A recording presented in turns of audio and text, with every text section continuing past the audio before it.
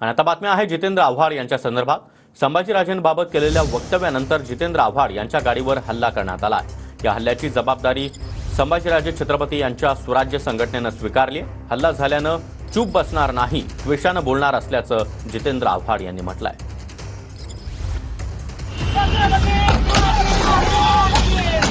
तीन जणांकडून जितेंद्र आव्हाड यांच्या गाडीवर हल्ला करण्यात आलाय।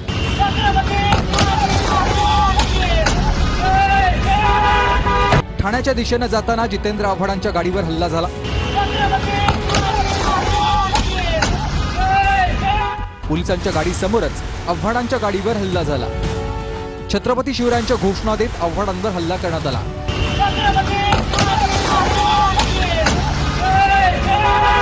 स्वराज्य संघटनेनं जितेंद्र आव्हाड यांच्यावरील हल्ल्याची जबाबदारी घेतली आहे। त्या मुंबऱ्याचा पाकिस्तान करणाऱ्या जितेंद्र आव्हाडनं आमचे मार्गदर्शक, आमच्या पक्षाचे पक्षप्रमुख, स्वराज्य पक्षाचे पक्षप्रमुख छत्रपती संभाजीराजेंविषयी बेताल वक्तव्य केलं होतं, अरेरावीची भाषा केली होती। आमच्या पदाधिकाऱ्यांनी या जेतुद्दीनला मुंबईमध्ये फटकावण्याचा प्रयत्न केलेला आहे, याची गाडी फोडलेली आहे। हा जेतुद्दीन ढुंगणाला पाय लावून पळालेला आहे। संभाजीराजे छत्रपतींबाबत केलेल्या वक्तव्यानंतर हा हल्ला करण्यात आलाय। आव्हाडांवर हल्ला करण्यासाठी हल्लेखोर लपून बसलेले होते।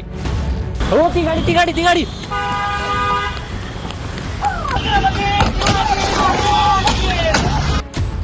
संभाजीराजे छत्रपती म्हणणं सोडून द्या असं जितेंद्र आव्हाडांनी वक्तव्य केलेलं होतं। संभाजीराजे छत्रपती हे आता म्हणणं सोडून द्या। संभाजीराजेंचं रक्त तपासण्याची गरज आहे असं देखील जितेंद्र आव्हाड यांनी म्हटलेलं होतं। त्यांना जो अधिकार होता, त्यांची जी वंश परंपरा होती, त्या वंशाचं रक्त ते पुढे घेऊन जात होते।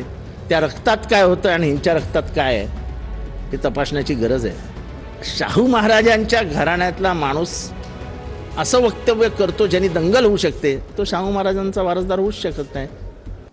आणि त्यांना वाटत असेल गाडीवर मला दगड मारला म्हणून मी त्यांच्या विरोधात बोलणार नाही, तर आता मी अजून त्वेषाने आणि तीव्रतेने बोलीन। माफी तर मी मेलो तरी मागणार नाही, मी मेलो तरी माफी मागणार नाही। माफी त्यांनी मागितली पाहिजे महाराष्ट्राची। मी पक्षापेक्षावर काय ढकलत नसतो, माझं बोलणं होतं, मी बोललो होतो, माझं इतर कोणी बोललं नव्हतं। आणि मी आजही बोलतो की छत्रपती शिवाजी राजेंचे हे वारसदार